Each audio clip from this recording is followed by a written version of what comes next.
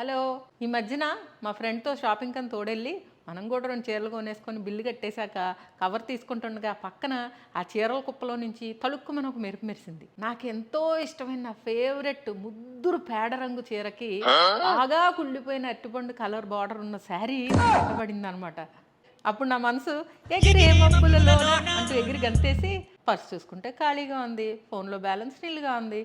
సరే పక్కన పెట్టిన ఆయన అని రిక్వెస్ట్ చేసి సరే మేడం అన్నాడు. ఇంకేముంది, మా ఆయన ఇంటికి రాగానే ఆ చీర సంగతి చెప్తే ఆయన నెలాఖరు సినిమా కష్టాలన్నీ చెప్పేశారు. ఇంకప్పుడు నేను మా ఆయనతో కాదండి, ఈ కష్టాలన్నీ మనకు ప్రతి నెలా వచ్చేవే, కానీ ఆ రేర్ కాంబినేషన్ చీర పుష్కరానికి ఒకసారి వస్తుందని చెప్పి నచ్చ చెప్పడానికి ట్రై చేసినా ఆయన అసహ్యమిరా ఒప్పుకోలేదు. ఇంకేడ్చాను, తర్వాత కూర మార్చాను, ఆ తర్వాత ఆయన పొట్ట మార్చాను. ఇవన్నీ చేసినా లాభం లేదని చెప్పి నిరాహార దీక్ష కూడా చేశాను. ఆ తర్వాత బొంగమూతి కూడా పెట్టుకొని కూర్చుంటే మా ఆయన ఇంకా చూడలేక సరే పద రెడీ అవు తీసుకెళ్తానని అన్నారు. ఇంకా ఆ మాటతో ఎగిరి ఒక గంతేసి కింద పడి నడువెరగొట్టుకొని అయినా పట్టించుకోకుండా నేను ఒక 1 కేజీ పౌడరు, ఆయన ఒక 1/2 లీటర్ సెంటు కొట్టేసుకొని ఊపుకుంటా షాప్కి వెళ్ళిపోయాం. ఇంకా ఆ షాప్ వాడైతే నన్ను చూడగానే సారీ మేడం, ఆ చీర ఇప్పుడే అమ్మేశామండి అన్నాడు.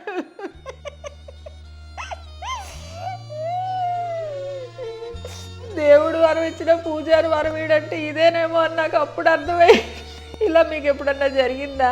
ఆ బాధ ఎలా ఉంటుందో మీ అందరికీ తెలుసు కదా, తెలిస్తే కింద కమెంట్ చేయండి.